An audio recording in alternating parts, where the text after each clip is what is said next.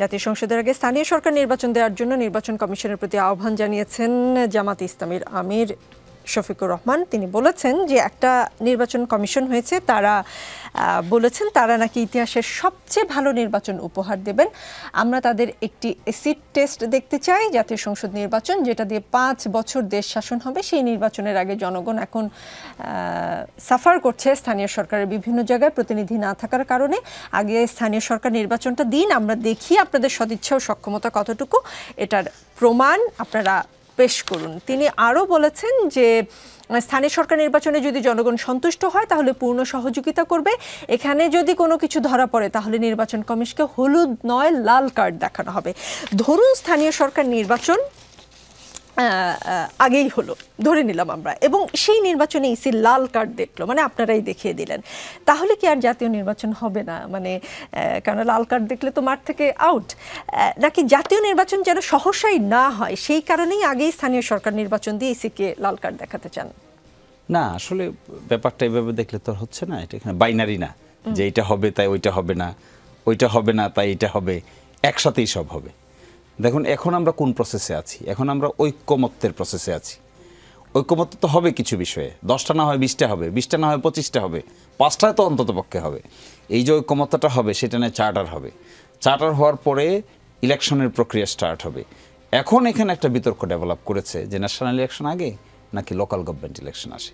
এই কথা তো সত্যি, লোকাল গভর্নমেন্টের রিপ্রেজেন্টেটিভ সঠিকভাবে ফাংশন না করার কারণে জনগণের সাফারিংস হচ্ছে।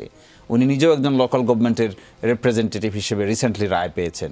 ওয়ার্ড লেভেলে কি হচ্ছে, যারা আমরা ঢাকা শহরে বসবাস করি তারা তো আমরা জানি, এখানে তো একটা শাসন ব্যবস্থা ওইরকম নাই। এখন যে সিটি কর্পোরেশনের যে ডিসিশনটা আছে, এই ডিসিশনটা ইমপ্লিমেন্ট করে যে প্রক্রিয়ায়, এই প্রক্রিয়ায় তো রিপ্রেজেন্টেটিভ নাই, এবং সারা দেশে উপজেলা চেয়ারম্যান নাই। সারা দেশে ইউনিয়ন পরিষদের বহু চেয়ারম্যান আছে যারা পালিয়ে গেছেন, যারা আর আসেন না, একজনকে দায়িত্ব দিয়েছেন ভারপ্রাপ্ত হিসেবে। এই যে ইউনিয়ন কাউন্সিল কিংবা উপজেলা পরিষদ, জেলা পরিষদ তো নাই এখানে, কিংবা সিটি কর্পোরেশনের ওয়ার্ড লেভেল, এক জনগণের সরাসরি টাচে থাকেন, যারা জনগণের নিত্য নৈমিত্তিক যে প্রয়োজন আছে এরা মিটান। এরা আপনার বার্থ সার্টিফিকেট দেন, এরা ডেথ সার্টিফিকেট দেন, এখন কে দিবে? কোথায় এই সার্ভিসটা পাবে? এই ডিফিকাল্টিটা কিন্তু হচ্ছে। এই ডিফিকাল্টি হওয়ার কারণে কি হবে? রেজাল্ট আকারে গভর্নমেন্টের প্রতিও মানুষের একটা নেগেটিভ ধারণা তৈরি হবে, কারণ এটা সার্ভিস ওরিয়েন্টেড ব্যাপার। Everyday it needs. Parliament everyday needed না, কিন্তু সিটি কর্পোরেশন, ইউনিয়ন পরিষদ নির্বাচন কিংবা একজন উপজেলা চেয়ারম্যান এভরিডে নিডেড। এই জায়গাগুলোতে তো পরিস্থিতির কারণে রিপ্রেজেন্টেটিভ নাই, পিপলের সাফারিং হচ্ছে। এই জন্যই অনেকেই মনে করেন, জামাত ইসলামীও মনে করে, যে এই জায়গাগুলোতে পিপল ওরিয়েন্টেড সার্ভিসটা চালু করার জন্য দুটো কাজই করা যেতে পারে। একটা হলো এজ এ টেস্ট হিসেবে দেখা যেতে পারে যে ইলেকশন যে আমরা এতদিন পর্যন্ত ফ্রি, ফেয়ার, ইম্পার্শিয়াল ইলেকশন করতে পারি নাই, এখনকার ইলেকশন কমিশন এটা আয়োজন করতে পারে কি না।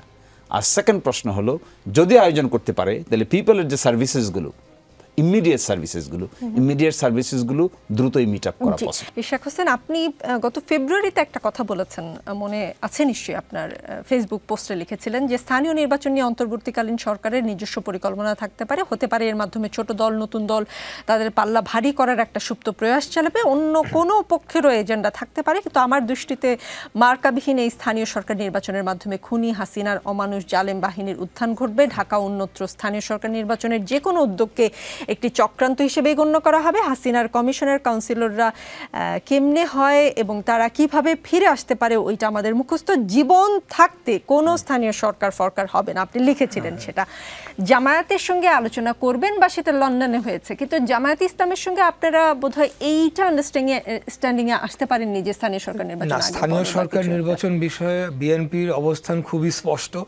আমার স্ট্যাটাসের যে এটার মধ্যে একটা পার্ট রয়েছে যে এখানে আমরা মনে করি স্থানীয় সরকার নির্বাচন করতে গেলে এখন যেহেতু বিগত আওয়ামী লীগ সরকারের আমলে স্থানীয় সরকারে যারা জনপ্রতিনিধি ছিলেন, আমি সারা দেশের চিত্র বলছি, ঢাকা দিয়ে আপনি সারা দেশ চিন্তা করলে হবে না, সারা দেশেরটাই চিন্তা করতে হবে।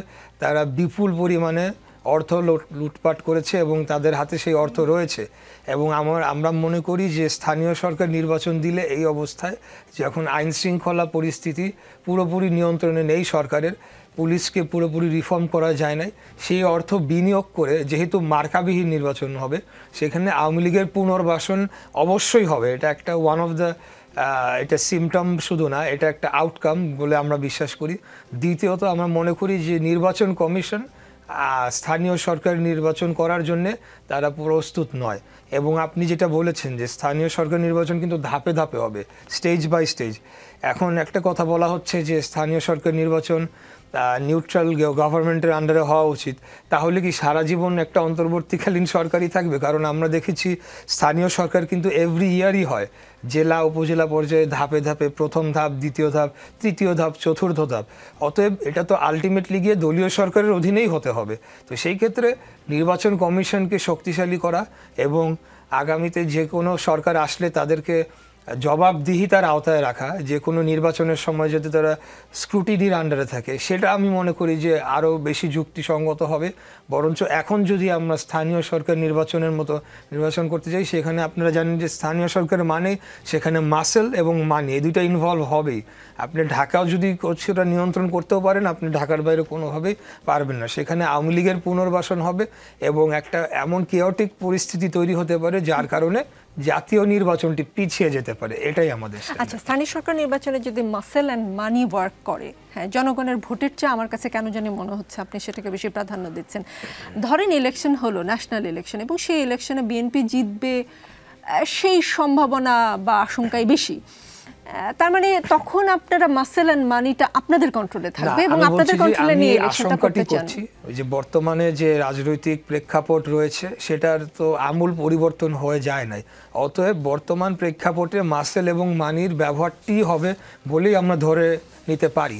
কিন্তু সেই অবস্থার পরিবর্তন ঘটানোর জন্যই তো 31 দফার যে রিফর্ম আমরা প্রস্তাব করেছি এবং যে নতুন বাংলাদেশের জন্য যে একটা ঐকমত্য কমিশনের মাধ্যমে আমরা যে একটা নতুন চার্টারের তৈরির কথা বলছি, সেটার লক্ষ্যে তো আমরা কাজ করে যাচ্ছি। সেটা সম্পন্ন না হওয়া পর্যন্ত তো আমরা বলতে পারছি না যে বর্তমান পরিস্থিতি রাতারাতি পরিবর্তন হয়ে গিয়েছে।